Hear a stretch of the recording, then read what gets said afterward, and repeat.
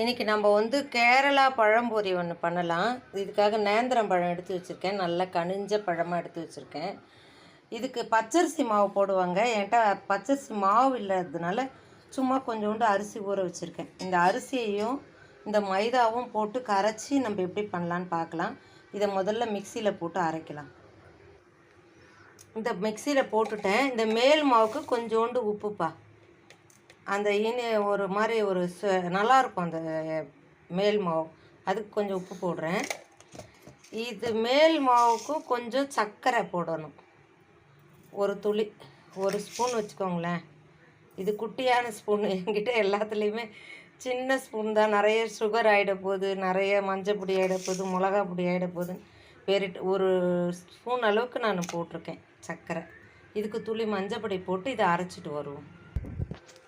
இது பாருங்கள், நல்லா நைஸாக அரைச்சிட்டேன். இங்கே பாருங்கள், நல்லா நைஸாக அரைச்சிட்டேன். நம்ம வீட்டில் அரிசி மாவு இருந்தால் ஒரு கை அரிசி மாவு போட்டுக்கலாம். இல்லாததுனால நான் இந்த அரிசி போட்டு இந்த மாதிரி அரைச்சேன். இதில் கொஞ்சமாக பஜ்ஜினாலே ஒரு துளி சோடா மாவு போடணும். அது அப்போ தான் அந்த ஒரு பஜ்ஜி நல்லா எடுத்து கொடுக்கும். போட்டுட்டு இந்த மைதாவை இதுலேயே கொட்டுறேன் நான். இப்போ கொஞ்சமாக தண்ணி விடுறேன். நமக்கு பஜ்ஜி மாவு பதத்துக்கு இந்த மிக்சிலே ஒரு சுற்றிட்டு வந்துடுவோம்.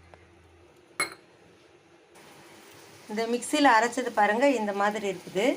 இப்போ நம்ம அதுலேயே தண்ணி கரெக்டாக ஊற்றி அரைக்க முடியாது. ஏன்னா தண்ணி ஆயிடுச்சுன்னா என்ன பண்ணுறது? அதனால் இந்த மிக்சியை கழுவி இப்போ நான் இதை ஊற்றி கரைக்க போகிறேன். நம்ம எப்படி கரைக்கலான்னு பார்க்கலாம் வாங்க.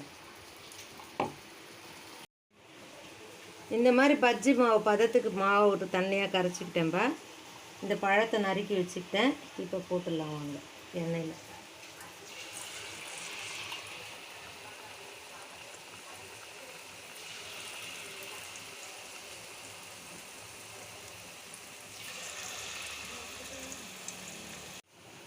பாருங்கள், சூப்பரான பழம்பொரி வந்துருச்சு.